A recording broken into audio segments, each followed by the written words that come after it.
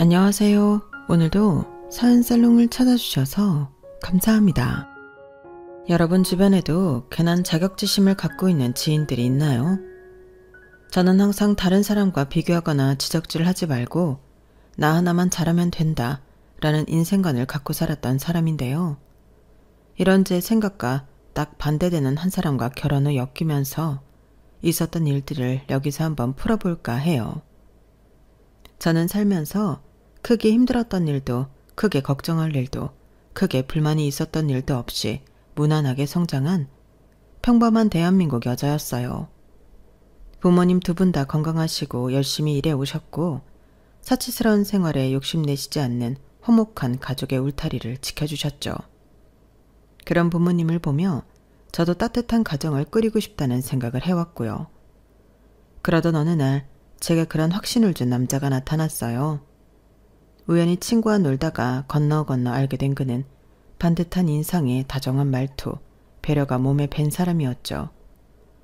연락처를 교환한 뒤로는 제가 오히려 더 적극적으로 그 남자를 쫓아다녔어요. 남자 역시 그런 저를 선뜻 받아주었고 저희는 교제 1년 만에 결혼을 약속했어요. 재은아, 너는 결혼하면 어떤 가정을 꾸리고 싶어? 나는 우리 부모님 같이. 부모님처럼? 어떠신데?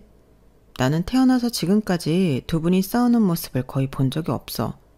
두 분이서 아직도 손깍지 끼고 다니실 정도니까. 둘이 정말 사랑하셔. 우리 집이 뭐 엄청 돈이 많은 것은 아니지만 그동안 성실히 직장생활 해오셨고 나랑 재진이 낳고 오순도순 행복하게 잘 사셨지. 큰 부를 바라는 것보다 옆에 있는 사람의 소중함을 알고 현재 이 시간을 충만하게 살아가시는 그 모습이 난 진짜 멋있다고 생각하거든. 나도 그렇게 가족을 꾸리고 살고 싶어. 정말 배울 것이 많은 분들인 것 같아. 저와 생각이 같았던 현수 씨 역시 화목하고 따뜻한 가족이 되어주겠다며 약속했고 그렇게 우리는 부부가 되었어요. 현수 씨 집안 역시 큰 어려움 없이 성실한 부모님 밑에서 형제가 자란 케이스였어요. 현수 씨 동생은 몇 년 전 먼저 결혼했는데 제가 처음 시댁에 인사 간 날에 서방님 내외가 함께 자리했어요. 서방님은 둥글둥글한 현수 씨와 반대로 아주 선이 굵고 조각 같은 외모의 소유자였어요. 젊었을 때는 잠깐 모델 일도 아르바이트로 하고 데뷔 제안도 꽤 받았었다고 하더군요. 그래서 그런지 서방님 옆에 동서되는 사람 역시 눈에 띄는 이목구비와 날씬한 몸매가 화려해 보였어요. 안녕하세요. 현수 씨랑 결혼하게 될 주재은이라고 해요. 안녕하세요. 형수님이라고 불러도 되죠? 네? 조금 창피하기는 한데. 그때 옆에 있던 동서가 큰 소리로 물었어요. 얼굴 자연산이에요? 네? 자연산이요? 자기야, 처음 뵙는 분한테 뭘 그런 걸 물어. 물어볼 수도 있지. 이게 걸스토크야. 저는 뭐 얼굴에 손대고 이런 것은 없어요. 워낙 무서워하기도 하고요. 어쩌게 웃는 저를 보며 한마디 더 보태더군요. 피부는 좀 어떻게 하셔야 될 것 같은데? 결혼 앞두고 신부가 그런 얼굴로 등장하는 것도 민폐인데. 제가 아는 피부과 소개해 줄까요? 감사합니다. 저는 처음 인사 간 자리라 긴장한 저를 좀 편안하게 해주려는 유머라고 생각했어요. 하지만 대화를 할수록 조금 답이 없는 사람 같더군요. 예물은 어디 것을 할 거예요? 저는 예물할 때 백화점 사장까지 나와서 막 안내해주고 그랬어요. 제가 워낙 VIP라서 혹시 생각한 브랜드 있으면 말씀하세요. 제가 백화점에 말이라도 전달해 볼게요. 말만이라도 고맙네요. 그런데 저희는 그냥 아시는 분한테 가서 심플하게 커플링만 맞추기로 했어요. 둘 다 화려한 것에 욕심이 없는 편이라. 요즘은 초등학생도 커플링은 기본으로 한대요. 결혼하면서 무슨 커플링만 심플하게 해요. 그런 게 다 곧 나인 건데. 그래도 관심이 뭐 썩 없어서. 좋은 곳 소개시켜 준데도 뭐 싫다 하시니까 어쩔 수 없네요. 그러고 보니 그녀가 몸에 걸치고 있는 옷과 장신구는 다 크고 화려한 것들이었어요. 명품 브랜드에 대해 잘 모르는 제가 봐도 좋아 보이더군요.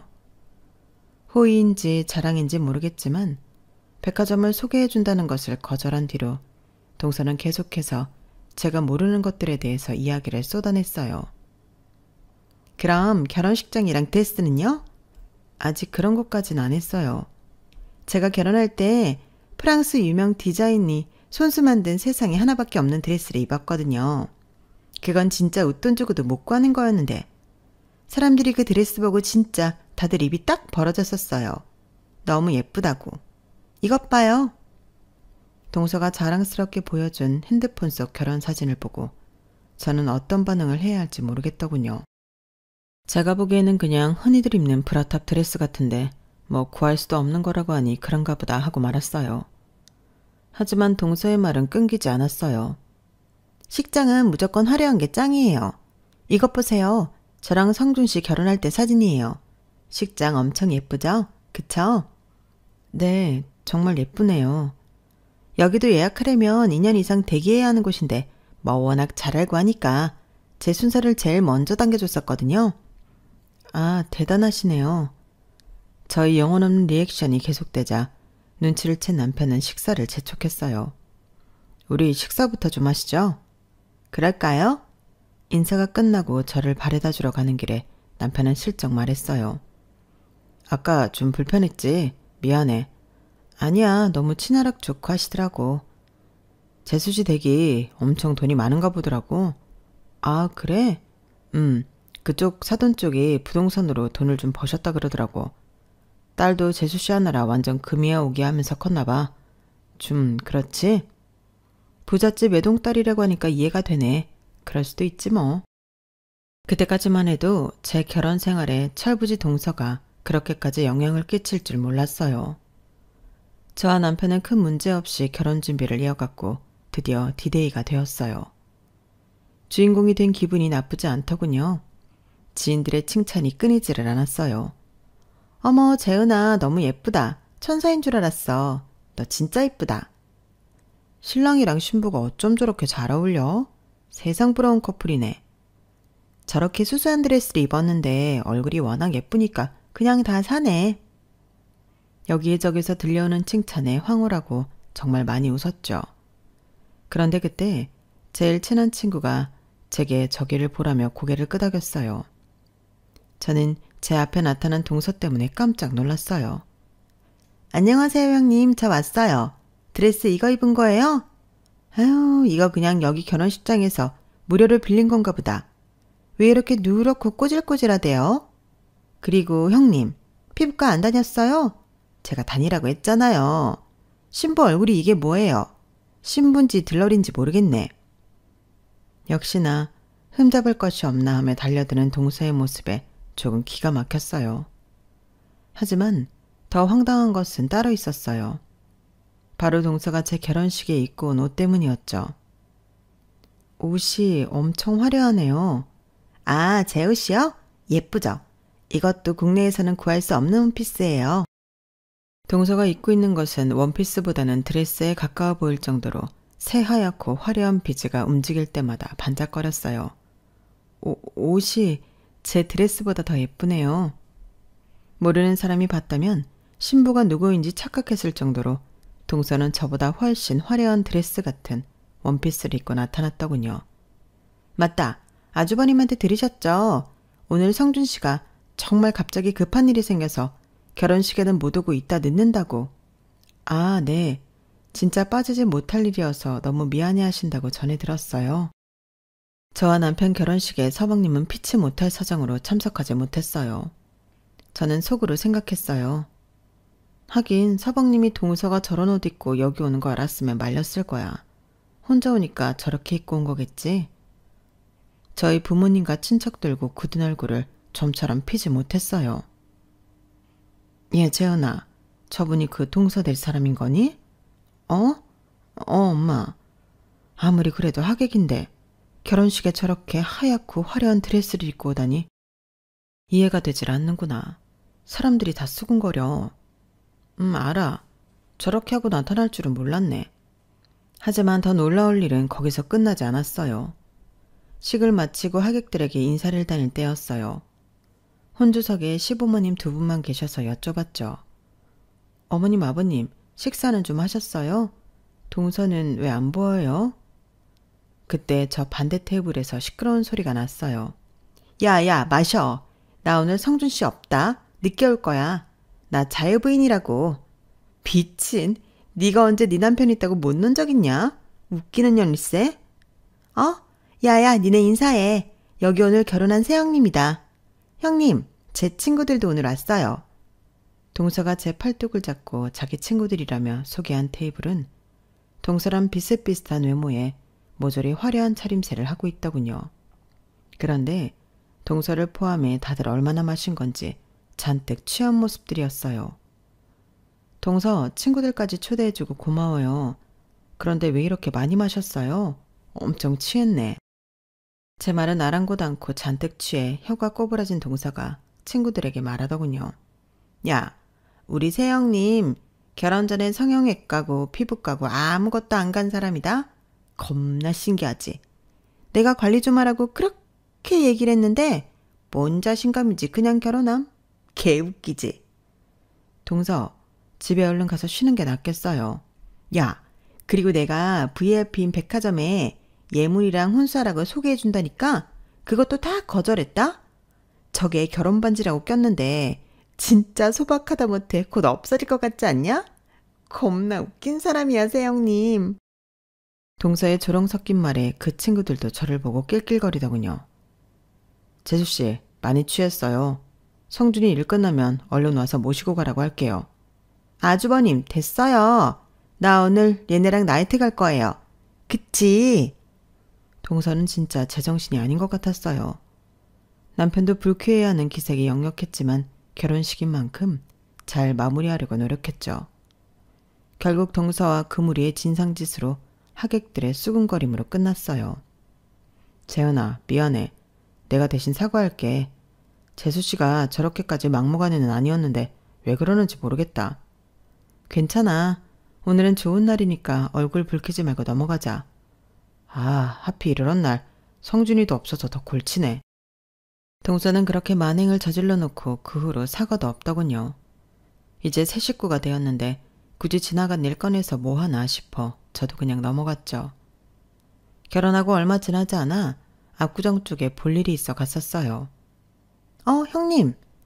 저를 부르는 소리에 고개를 돌려보니 동서가 반딱반딱한 얼굴을 하고 양손 가득 쇼핑백을 들고 서 있더군요. 동서, 여기서 다 만나네요. 우연히 마주친 동서와 커피 한잔 하기로 하고 자리를 잡았어요. 형님이 압구정에 웬일이에요? 형님이랑 이 동네 부조와 쩌는데? 뭐가 재밌는지 혼자 낄낄거리며 동서가 물었어요. 아, 누구 좀 잠깐 만나러 왔어요? 난 쇼핑 좀 잔뜩 하고 피부과 가서 관리받고 오는 길이에요. 아, 어쩐지 피부에서 막 빛이 나네요.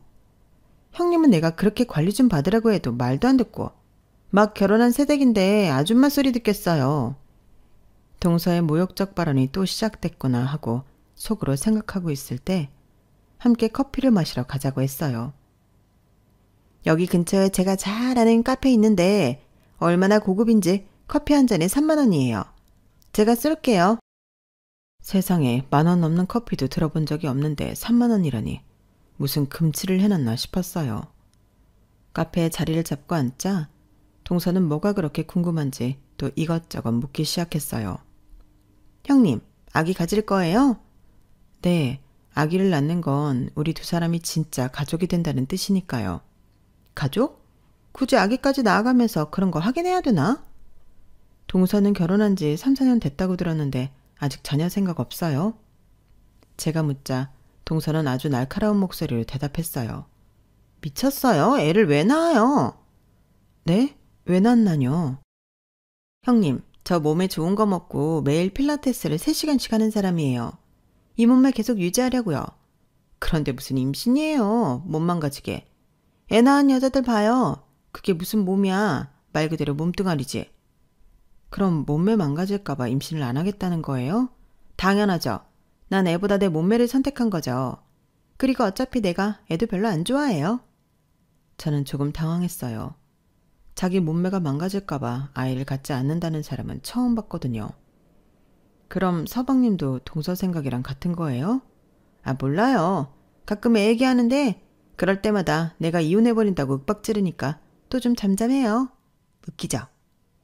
뭐가 웃긴 건지 모르겠지만 아무렇지 않게 그런 얘기를 하며 웃는 동서에게 전보다 더 거리감이 느껴지더군요. 그때 저희 테이블 옆을 뛰어가던 꼬마아이가 넘어졌어요. 저는 얼른 일어나 아이를 일으켜주며 말했어요. 괜찮아? 다치지 않았어? 아이는 놀랐는지 울기 시작했어요. 아이 시끄러워. 왜 여기서 울고 난리야? 야, 너 빨리 니네 엄마한테 가. 동서는 다 들리는 목소리로 짜증을 내며 말했어요. 마침 화장실을 다녀오던 아이 엄마가 우는 아이를 발견하고 달리기 시작했어요. 엄마, 내가 넘어지니까 이 누나는 나 일으켜줬는데 여기 이 아줌마는 나한테 빨리 가라고 소리 질렀어. 아이의 말 한마디에 동서의 얼굴이 싹 굳는 것이 느껴졌어요. 뭐? 아줌마? 넌 내가 아줌마로 보여? 여기는 이쪽은 왜 누난데? 아니 우리 애한테 지금 뭐라 하는 거예요? 아이 엄마는 아이 손을 잡고 화를 내며 자리를 떠났어요.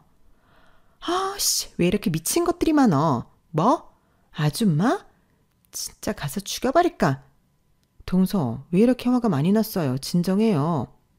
형님 같으면 지금 진정하게 생겼어요? 저보고 아줌마라는데. 전 도통 이해가 가지 않았죠. 아이의 그 말 한마디로 그렇게까지 화를 내고 짜증을 부릴 줄은 말이에요. 기분 나빠서 못 앉아있겠네. 저 먼저 갈게요.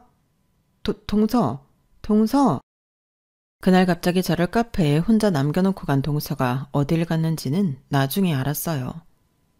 한 달 후 시아버님 생신이라 다 같이 모인 식사 자리에서 동서는 이상하게 다른 얼굴을 하고 있더군요. 괜한 말했다가 곤란해질까 가만히 있었는데 동서가 먼저 다가와 말 걸더군요. 형님, 나 어때요? 네? 뭐가요? 나 달라지지 않았어요? 아, 좀 달라진 것 같은데 정확히 잘 모르겠어서. 내가 그날 그 싸가지 없는 꼬마 때문에 얼마나 열받았는지 알아요? 누구 보고 아줌마래. 그래서 그날 바로 성형외과 가서 얼굴 손 좀 봤어요. 어때요? 어색하지 않고 자연스럽죠? 저는 그제서야 알겠더군요. 곧 터질 것 같은 맨들맨들한 이마, 웃을 때 더 도드라지는 광대, 순대라고 해도 믿을 만큼 더 두꺼워진 입술, 각도기같이 정확하고 날카로워 보이는 턱까지. 동서는 전보다 훨씬 부자연스러운 얼굴을 자랑스럽게 내밀고 있었어요. 저는 속으로 경악했어요. 그날 꼬마가 동서를 아줌마라 불러서 바로 성형외과로 달려갔다는 것이 굉장히 일반적이지 않으니까요. 동서는 생각보다 예민하고 열등감이 심하다는 것을 알게 되었어요. 동서의 행동이 밉지는 않았지만 괜히 불편하고 오히려 안쓰럽기까지 했어요. 지금도 충분히 예쁘고 좋은데 자꾸 뭐 때문에 본인을 저렇게 극한으로 몰아가는지. 나중에 남편에게도 말했는데 남편은 놀라운 말을 하더군요. 재수 씨가 집안 환경도 그렇고 워낙 과시욕이 있다는 것은 어느 정도 알고 있었는데 이상하게 재현이 네가 들어온 뒤로 그게 더 심해진 것 같아. 내가 결혼한 다음에? 그냥 그렇게 느껴져. 왜? 동서는 저렇게 예쁘고 날씬하고 돈도 많고 남부러울 게 없는 사람인데. 내 와이프라 그런가. 뭐라 해야 되지? 재현이 너는 그냥 가만히 있어도 뭔가 큰 아우라가 있어. 재수 씨처럼 명품을 걸치지 않고 화장도 거의 안 하고 하지만 뭔가 다른 격이 있단 말이야. 격은 무슨 격이야. 진짜야. 아버지랑 어머니도 슬쩍 그런 얘기 있었다니까. 결혼식에 왔었던 친척들, 친구들도 다 재현이 너는 화려하지 않아도 너 자체만으로 뭔가 고급스럽고 한 번 더 쳐다보게 되는 매력이 있어. 가만히 있어도 자신감과 친절함이 동시에 느껴지는 묘한 얼굴이라니까? 재현이 너는 네 매력을 너무 몰라. 남편이 그렇게 칭찬해주니까 고맙네. 장난 아니고 진짜야. 그런데 그걸 나만 느끼는 것이 아니라니까. 재수씨도 뭔가 느꼈을 거야. 아무리 화려하게 치장하고 꾸며도 너처럼 될 수 없는 벽을. 그러니까 자꾸 다른 방법으로 네 마음을 안 좋게 만드는 거 아닐까? 차 안에서 저는 곰곰이 생각해 보았어요. 첫 만남 때부터 제게 얼굴 평가를 했고 백화점 VIP라며 자랑부터 했던 동서의 행동을요. 그것뿐이 아니라 제 결혼식장에 와서 다른 사람들 앞에서 신부인 저를 깎아내리려고 했던 일도 말이에요. 사실 그 사이에 다른 일도 있었는데 이렇게 연결될 줄은 몰랐어요. 결혼 후 첫 명절이 되었고 저희 부모님은 시댁에 소고기며 과일을 잔뜩 보내주셨어요. 아우 재훈아, 사돈이 이렇게 신경을 써주셨네. 뭘 이렇게 많이 보내주셨다니? 결혼하고 처음 맞이하는 명절이기도 하고 어머님 아버님이 저 예뻐해 주시는 것 다 아세요. 항상 감사하고 새해 복도 많이 받으시라고 전해드리래요. 감사해라. 시부모님과 저의 대화를 엿듣고 있던 동서가 저를 따로 불러 말했어요. 형님, 요즘 수입산 갖고 한우라고 장난질 많이 한다고 난리던데 혹시 그런 거 아니에요? 고기도 먹어본 사람이 잘 안다고 잘 아는 사람이 사야 돼요. 과일도 포장 보니까 그냥 시장에서 산 거네요. 백화점에서는 저렇게 포장 안 해주는데. 친정 부모님 댁 근처에 전통시장이 있어서 거기서 구입하셨을 거예요. 자주 가는 단골이기도 하고. 단골이 등쳐먹기 더 좋은 거 알죠? 동서는 또 비이성하는 말들을 쏟아내기 시작하더군요. 저는 먹는 거 말고 그냥 가전 바꿔드렸어요. 가전이요? 고기나 과일은 어차피 명절 아니어도 평소에 실컷 먹잖아요. 명절 선물 뭐 해드릴까 하다가 냉장고 새 걸로 바꿔드리고 김치 냉장고 하나 더 넣어드렸어요. 전부 다 백화점에서 최신식으로 산 거예요. 그러고 보니 시댁 냉장고가 달라진 것 같았고 세탁실에 못 보던 김치 냉장고가 있더군요. 잘하셨네요. 돈 많이 들었을 텐데.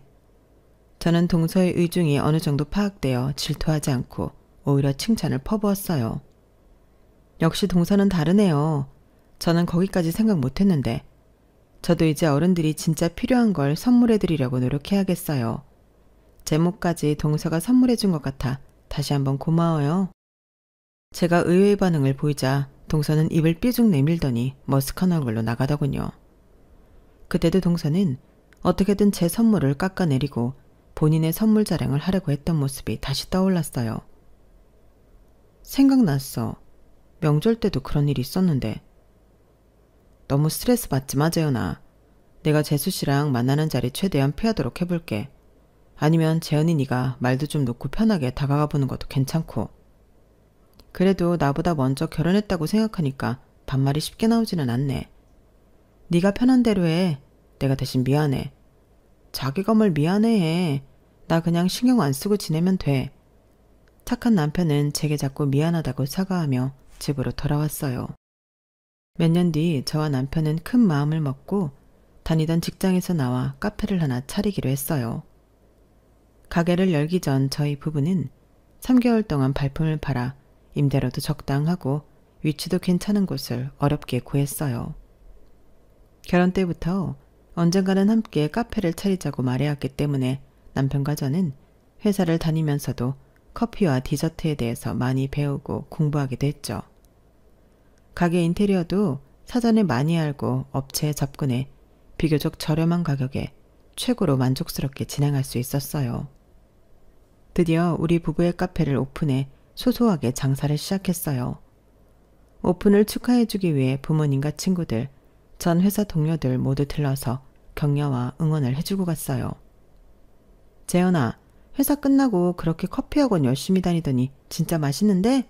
대단하다, 대단해. 디저트도 완전 색달라. 엄청 맛있어. 남편이랑 나랑 연구 진짜 많이 했어. 그런데 힘들기보다 재밌었어. 그래서 할 수 있었던 것 같아. 으이그 아주 천생연분이다. 부러워 죽겠네. 며칠 후 동서가 가게에 나타났어요.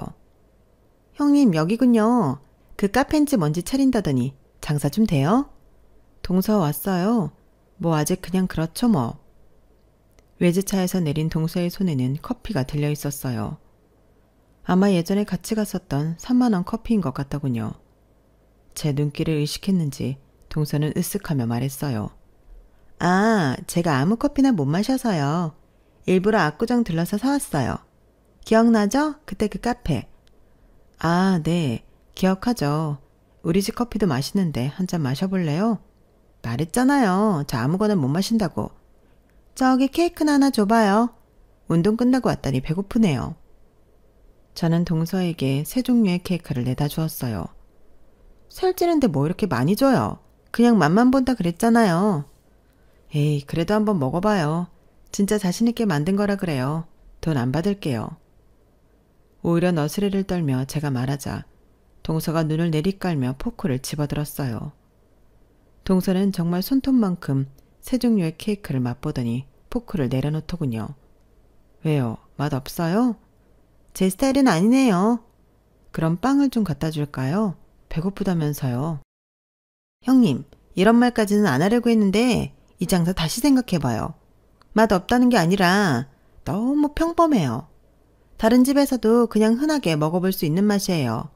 스페셜하지 않다고요. 다 형님이랑 아주버님 생각해서 드리는 말이에요. 동서는 그렇게 찬물을 끼얹고는 또각또각 하일 소리를 내며 나갔어요. 진짜 저 입에서 좋은 소리 한번 듣기 힘드네. 저는 동서의 말에 헛웃음이 나오더군요. 그 뒤로 저희 부부는 디저트를 더 파기 시작했어요. 내 입에는 맛있는데 왜 동서 입에는 그냥 그럴까? 그러게, 나도 맛있는데. 하여간 재수씨 참 어려운 사람이야. 조금 더 나은 방향으로 가기 위해 골똘히 생각하는 중에 뜻밖의 귀인을 만나게 됐어요.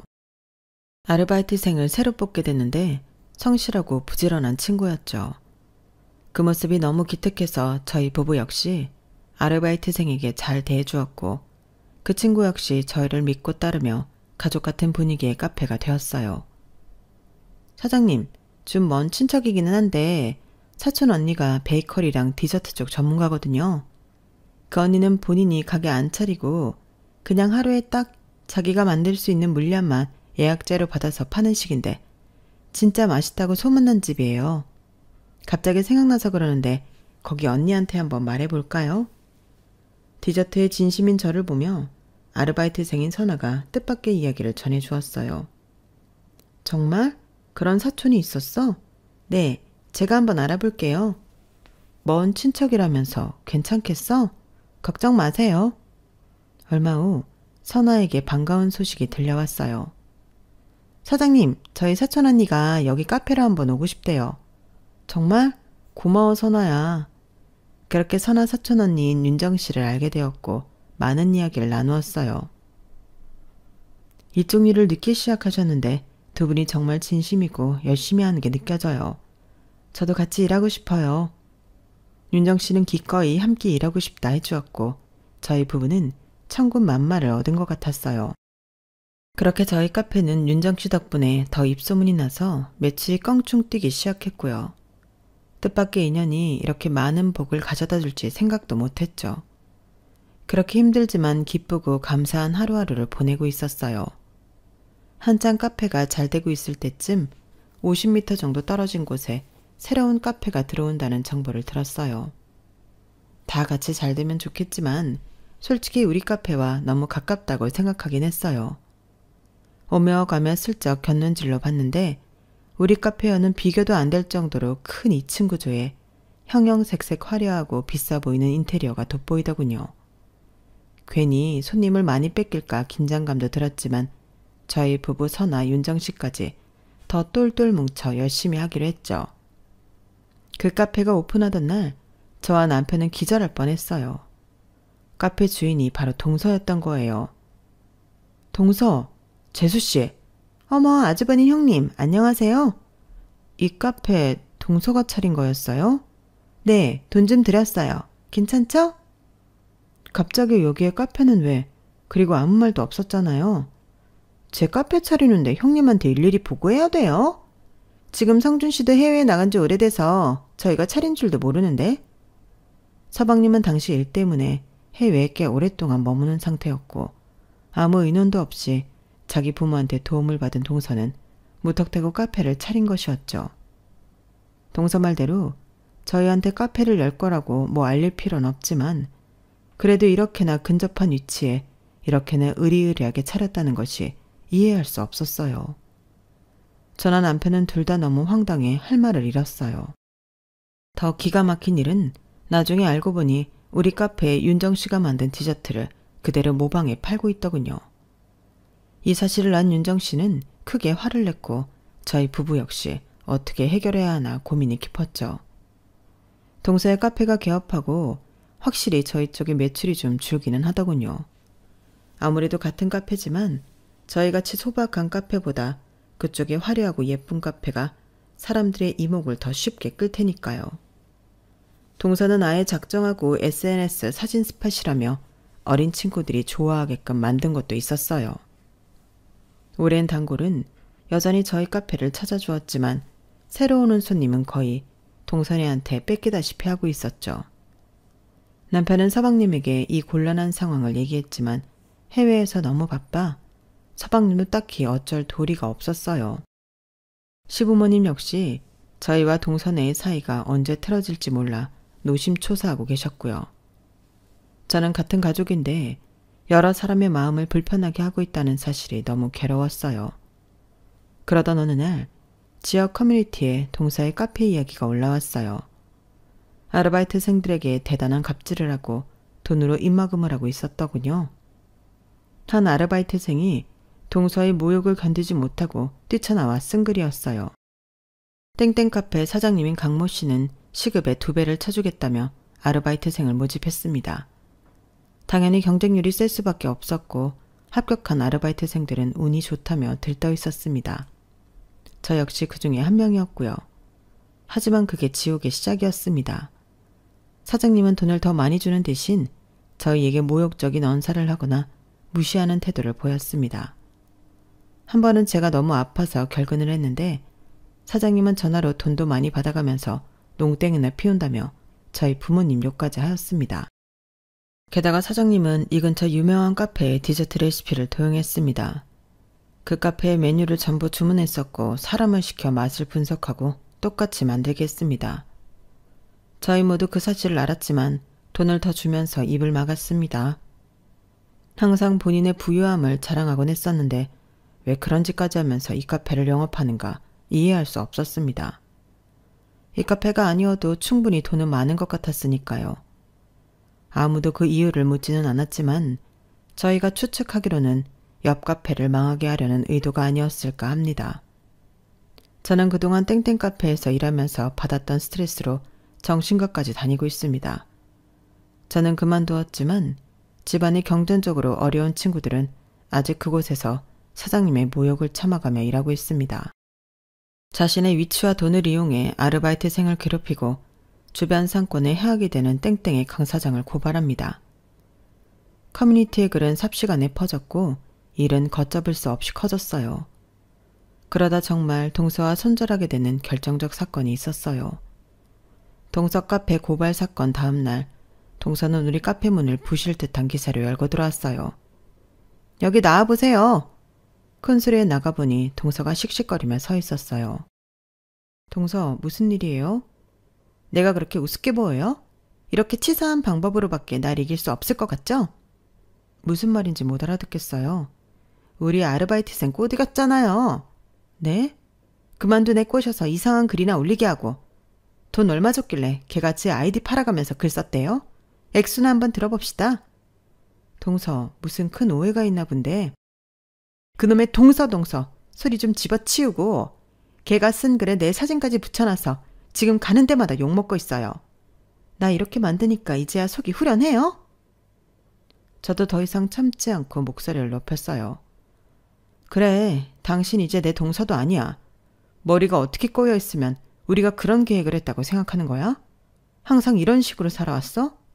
그 피해의식을 왜 여기 와서 풀고 난리야? 결혼하고 그래도 당신이랑 가족이 됐다고 생각하고 어떻게 하든 그냥 넘겼어. 드라마에서처럼 형님이랑 동서랑 원수지면 현수 씨랑 서방님은, 어머님 아버님은 괜히 객식구 잘못 들어와서 집안 뒤집어 놨다고 할까봐 그냥 가만히 있었다고. 당신은 그런 생각 해본 적이라도 있어? 무섭게 소리 지르는 제 모습을 처음 본 동서와 다른 사람들은 놀라 아무 말도 못하고 있었어요. 처음 인사 왔을 때부터 진짜 마음에 안 들었어. 뭐가 잘나서 고개 빳빳이 들고 내가 충고하는 걸 다 튕겨? 처음부터 아주 재수없었어. 그쯤 되니 동서도 이제 막 나가는 것 같았어요. 내가 뭐 비싼 브랜드니 백화점이니 소개해준다고 했던 거? 결혼 전에 관리받으라고 지적질했던 거? 내가 왜 그런 걸 해야 되는데? 그런 건 자격지심 쩌는 너 같은 애는 아는 거야. 뭐? 자격지심? 말 다 했어? 남편 잘생겼겠다. 시부모님 온화하신 분들이고 니네 친정 돈도 많다며. 너 필라테스인가 뭔가 맨날 해서 몸매 잘 갖고 놓고 얼굴 쌍판대기 고치고 싶은 대로 다 고치고 살면서 도대체 뭐가 모자라서 나한테 시비질인데? 우리 카페 여기서 장사 잘 되니까 너 배알 꼴려서 그 가게 차린 거잖아. 우리 디저트 레시피까지 훔쳐가면서. 그런데 이제 나를 뒤에서 사람이나 조종하는 음흉한 인간으로 몰아? 내가 너한테 뭘 그렇게 잘못했니? 난 너한테 경쟁심 같은 거 1도 없는데 넌 왜 혼자 난리야? 네가 나한테 뭘 느꼈는지 모르겠지만 넌 내 급이 아니야. 난 너랑 격이 다른 사람이라고. 알겠어? 저는 전에 남편이 제게 해줬던 칭찬까지 생각해 공격했어요. 그동안 화라는 감정을 잘 모르고 살았던 저인데 한번 우라가 치미니까 저 스스로도 놀랄 정도로 변하더군요. 하지만 뭔가 그렇게 쏟아내니까 속은 시원했어요. 알게 모르게 결혼하고 그동안 동서가 보인 무례한 태도가 저도 마음에 걸려 있었나 봐요. 급이 다르다는 말에 동서의 눈꼬리가 더 올라갔어요. 급? 격? 지금 네가 누구 앞에서 그런 걸 따져? 너야말로 나랑 급을 운운할 자격이 있다고 생각해? 난 여태까지 그런 생각하면서 살지 않았다고. 그런데 네 자신을 봐봐. 항상 나 의식하면서 뭐든 더 많이, 뭐든 더 화려하게, 뭐든 더 삐까뻔쩍하게 하려고 발악했잖아. 뭐? 발악? 발악이라고 했어? 내가 솔직하게 말해줄까? 그동안 네가 하는 짓거리 보면서 진짜 질투심 난 적 단 한 번도 없어. 오히려 네가 불쌍하고 안타깝더라. 뭐? 불쌍? 이게 진짜 미쳤나? 눈에 뵈는 것이 없는 동서는 드디어 제 앞에서 손까지 올리더군요. 재수씨, 그만합시다. 남편의 만류에도 쉽게 흥분을 가라앉히지 못하고 동서는 계속 꽥꽥 소리를 질러댔어요.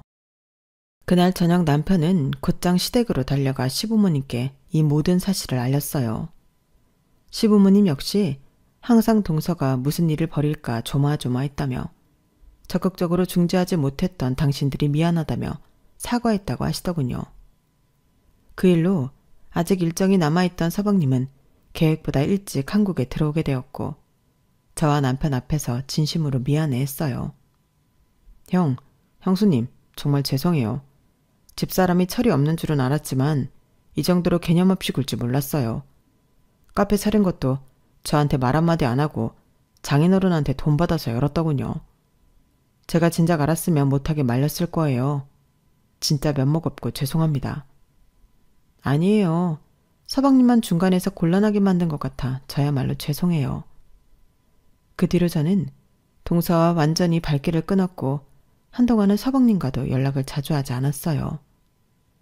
그렇게 2년이라는 시간이 또 흘렀고 카페는 전보다 더 문전성시를 이루어 눈코 뜰 새 없이 바쁘게 보냈어요.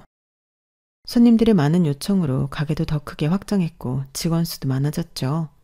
그리고 더 좋은 소식은 저희 부부에게도 아기 천사가 찾아왔답니다. 다음 달에 세상에 나오는 딸을 만날 생각을 하니 너무 기쁘고 행복하네요. 간혹 들려오는 서방님과 동선에는 꽤 좋지 않은 듯 했어요. 2년 전 그 사건 이후로 둘 사이는 계속 마찰이 생겼고 지친 서방님이 먼저 이혼을 제안했다고 하더군요. 그즈음 동서의 친정에서 무리하게 부동산 투자를 진행하다 많은 빚을 지었다고 해요. 한순간 벼락부자에서 알거지가 된 동선의 친정은 이제 더 이상 동서를 도와주기는커녕 입만 벌리며 돈 구해달란 소리만 한다고 하더군요.